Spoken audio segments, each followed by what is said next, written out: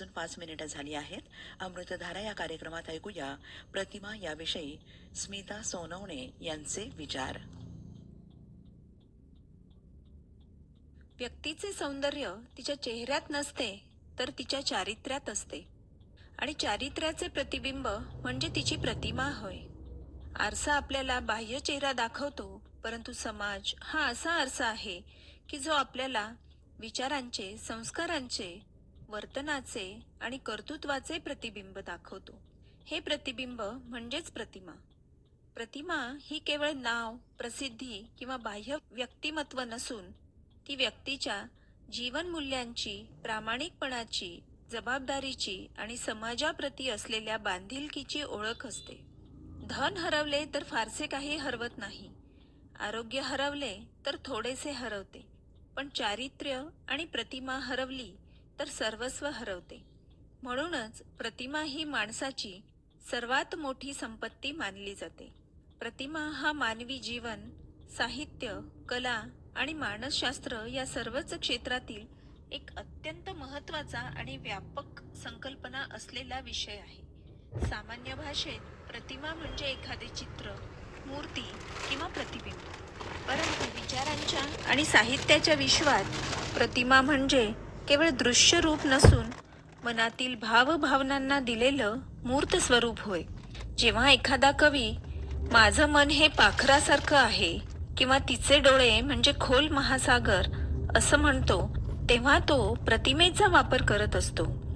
दृक प्रतिमा म्हणजे जी वाचल्यावर डोळ्यांसमोर चित्र उभं राहते, उदाहरणार्थ सोनसळीऊन.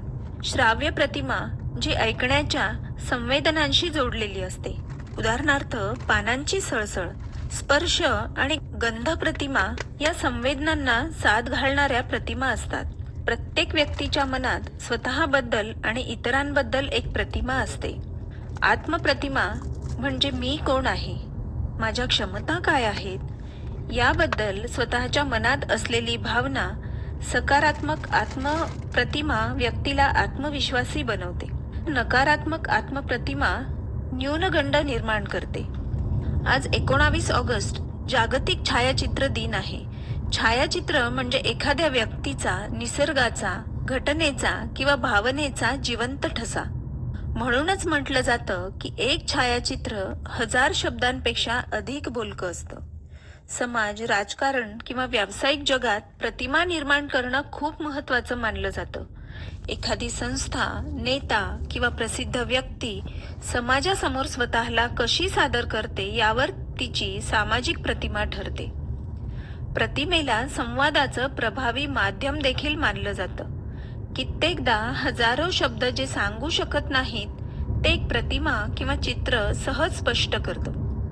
धार्मिक आणि सांस्कृतिक प्रतीकं आणि प्रतिमा समाजातील मूल्ये, परंपरा पुढच्या पिढीपर्यंत पोहोचवण्याचं काम करतात.